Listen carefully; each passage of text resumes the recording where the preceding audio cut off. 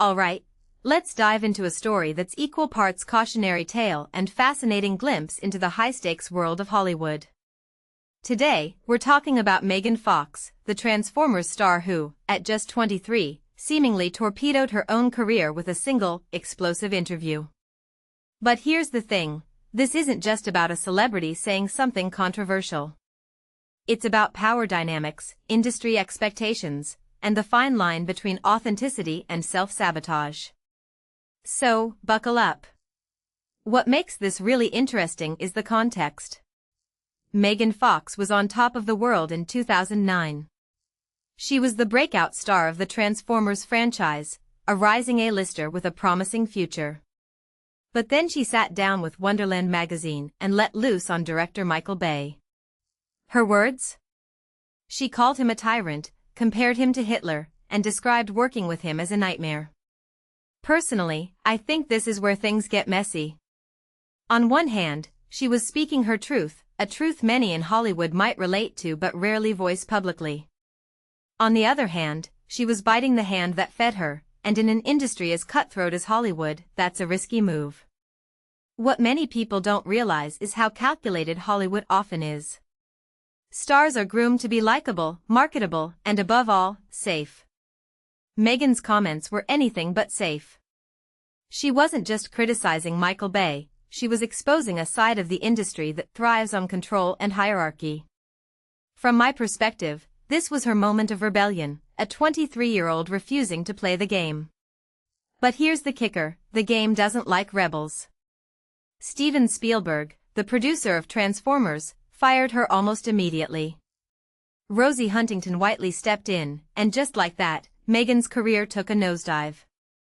One thing that immediately stands out is how Megan later reflected on this moment. She called it the low point of her career but also acknowledged its value. She said, "Without that thing, I wouldn't have learned as quickly as I did." This raises a deeper question, is there growth in failure?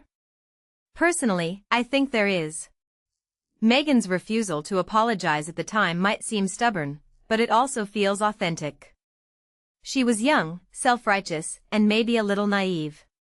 But that authenticity, as costly as it was, is what makes her story compelling. If you take a step back and think about it, this isn't just about Megan Fox or Michael Bay. It's about the pressure to conform, the price of honesty, and the unpredictable nature of fame. Megan eventually reconciled with Bay and worked with him again, which shows that Hollywood can be forgiving, but only on its terms. What this really suggests is that while the industry demands compliance, it also craves authenticity.